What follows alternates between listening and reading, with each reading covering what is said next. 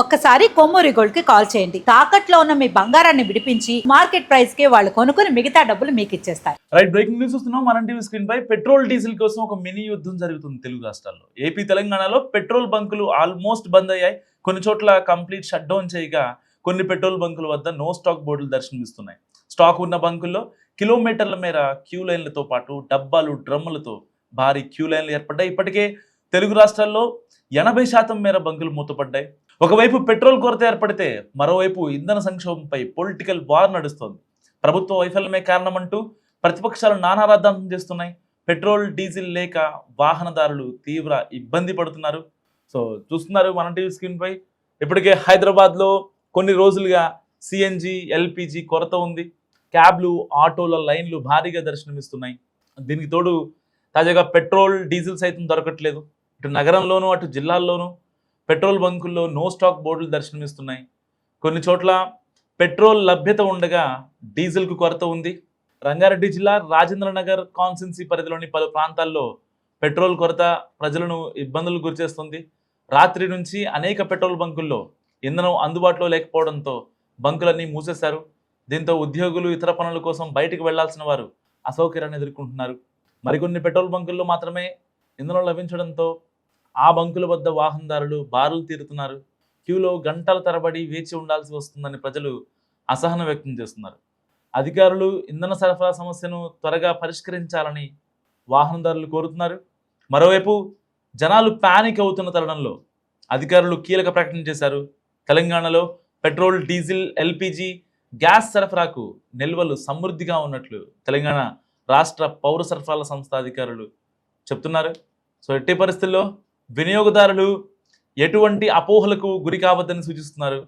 రోజుకి 9,574 కిలోలీటర్ల petrol, 14,457 కిలోలీటర్ల diesel, మొత్తం 2,400 కిలోలీటర్ల పైగా పెట్రోల్ డీజిల్లను బంకుల ద్వారా వాహనదారులకు అందిస్తున్నట్లు తెలంగాణ ఇంధన శాఖ చెప్తోంది.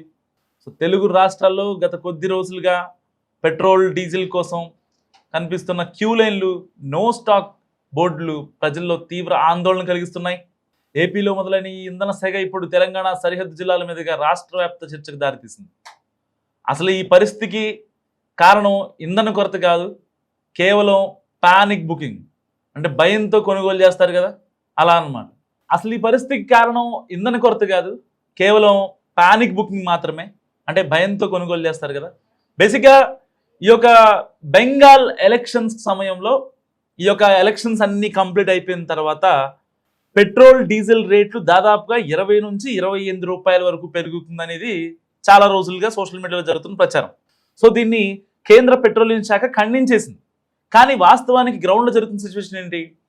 డిస్పాచ్ సెంటర్ల నుంచి ఈ యొక్క పెట్రోల్ బంకుల దగ్గర రావాల్సినటువంటి పెట్రోల్ ట్యాంకర్లు, డీజిల్ ట్యాంకర్లు ఏవైతే ఉన్నాయో, సో వాళ్ళు ఈ యొక్క డీలర్కి ఏమని సాకు చూపిస్తున్నారు? ఆల్రెడీ వీళ్ళు క్రెడిట్ ఇవ్వట్లేదు. ఏదైతే ఐఓసిఎల్, హెచ్పిసిఎల్, బీపీసీఎల్ వాళ్ళు డీలర్స్కి పెట్రోల్ క్రెడిట్ ఇవ్వట్లేదు. ఇంతకుముందు క్రెడిట్ ఇచ్చేవాళ్ళు. సో దాన్ని ఒక 2-3 మంత్స్లో క్లియర్ చేసుకోవడమా? ముందైతే బంక్లో స్టాక్ అయిపోతుందంటే వాళ్ళు వెంటనే ఇండెంట్ పెట్టేసేవాళ్ళు డీలర్లు. సో డిస్పాచ్ సెంటర్ల నుంచి వీళ్ళకి ఒక లారీ వచ్చేది ట్యాంకర్తో. సో మొత్తం మళ్ళీ రీఫిల్ చేసి వెళ్ళిపోయేవాళ్ళు.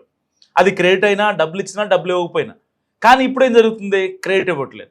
ఇది ఫస్ట్ రీజన్ అయితే, ఇంకొక సెకండ్ రీజన్ ఏంటంటే, మీరు గతంలో ఏదైతే గత మార్చిలో, గత ఏప్రిల్లో, గత ఫిబ్రవరిలో ఇంతే వాడారు కదా, మళ్ళీ ఇప్పుడు దీనికన్నా మించి అడిగితే మేము ఎక్కడి నుంచి తేము అని చెప్పి ఈ యొక్క ఐఓసిఎల్ కావచ్చు, బీపీసీఎల్ కావచ్చు, పెట్రోలియం కార్పొరేషన్స్ డీలర్స్కి చెప్తున్న మాటలు.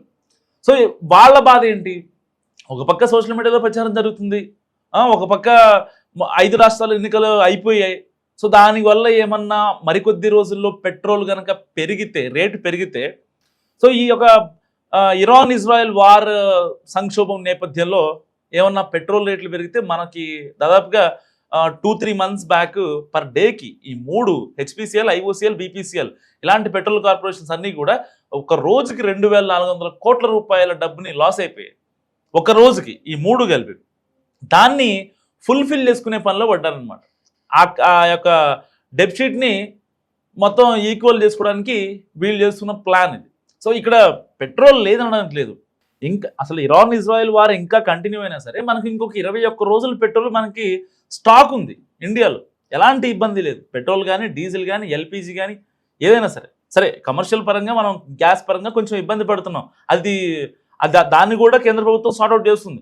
వాస్తవానికి గ్రౌండ్ లెవెల్లో జరుగుతుంది ఏంటంటే ఈ యొక్క ప్యానిక్ బుకింగ్ ఒకటి, డీలర్స్ని ఈ కార్పొరేషన్ వాళ్ళు ఇబ్బంది పెట్టడం ఒకటి, ఇలాంటి వాటి వల్ల ఈ యొక్క పెట్రోల్ బంకుల దగ్గర జనాలు బారులు తీరాల్సినటువంటి పరిస్థితి ఏర్పడింది.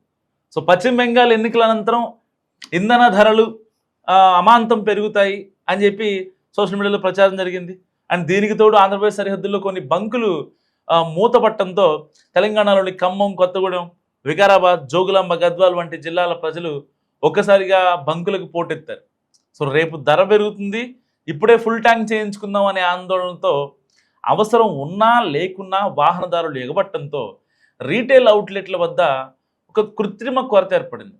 దాదాపుగా 55 రూపాయల వ్యత్యాసం కారణంగా భారీ పరిశ్రమలు, రవాణా సంస్థలు తమ వాహనాలను రీటైల్ బంకుల వైపు మళ్లిస్తున్నాయి. సో దీనివల్ల సాధారణ వినియోగదారుల కోసం కేటాయించిన ఇంధనం త్వరగా నిండుకుంటోంది. దీన్ని అరికట్టేందుకు ఐఎన్సి డీజిల్పై ఉన్న 27% వ్యాట్ను తాత్కాలికంగా తగ్గించే ప్రతిపాదనను ప్రభుత్వం పరిశీలిస్తోంది. సో పరిస్థితిని గమనించిన తెలంగాణ పౌర సరఫరాల శాఖ అధికారులు రంగంలో దిగారు. ఇటీవల నిర్వహించిన అత్యవసర ఏదైతే సమావేశంలో ఆయిల్ మార్కెటింగ్ కంపెనీలకు కీలక ఆదేశాలు జారీ చేశారు. అన్ని రీటైల్ అవుట్లెట్లలో స్టాక్ కొరత లేకుండా చూడాలని ఆదేశించారు. ముఖ్యంగా వరి సేకరణ, వ్యవసాయ పనులకు ఇంధన అంతరాయం కలగకుండా చర్యలు తీసుకోవాలని అధికారులు కోరారు. అలాగే సరిహద్దు జిల్లాల డిఎస్ఓలు నిరంతరం పర్యవేక్షించాలని కూడా తెలంగాణ సర్కార్ ఆదేశించింది. తెలంగాణ స్టేట్లో పెట్రోల్, డీజిల్ నిల్వలకు ఎలాంటి ఇబ్బంది లేదని అధికారులు ఇప్పటికే స్పష్టం చేస్తున్నారు. కేవలం పుకార్లను నమ్మి పానిక్ బుకింగ్కు పాల్పడకుండా ఉంటే పరిస్థితి త్వరలోనే సాధారణ స్థితికి చేరుకుంటుంది. సో ఇలాంటి నేపథ్యంలో ఇప్పటికే 2 తెలుగు రాష్ట్రాల్లో ఒకే పరిస్థితి కనిపిస్తుంది. దాదాపుగా 50% మేర పెట్రోల్ బంకులన్నీ మూతపడ్డాయి. దాదాపుగా ఆల్మోస్ట్ షట్ డౌన్ అయినాయి కొన్ని 25%, అండ్ రిమైనింగ్ 25%లో అక్కడ నో స్టాక్ బోర్డులు దర్శనమిస్తున్నాయి. సో ఇప్పటికే తెలంగాణ ప్రభుత్వం కూడా ఒకటే చెప్తుంది, అండ్ ఏపీ సర్కార్ కూడా ఒకటే చెప్తుంది, ఎలాంటి పానిక్ బుకింగ్ చేయొద్దు, ఆల్రెడీ మనకు కావాల్సిన నిల్వలు మన దగ్గర ఉన్నాయి. సో ఎవరైతే ఎక్కువ పెట్రోల్ కొట్టించుకుంటున్నారో వాళ్ళకి ఒకటే విజ్ఞప్తి, ఇరాన్ ఇజ్రాయెల్ వార్ ఎఫెక్ట్ మీ మీద పడదు. సో మరి ఆ ఎఫెక్ట్ ఒకవేళ మన నౌకలు రాకపోయినా మన దగ్గర 21 రోజులు సరిపడా ఇంధనం ఉంది, మన దేశానికి సరిపడా ఇంధనం ఉంది.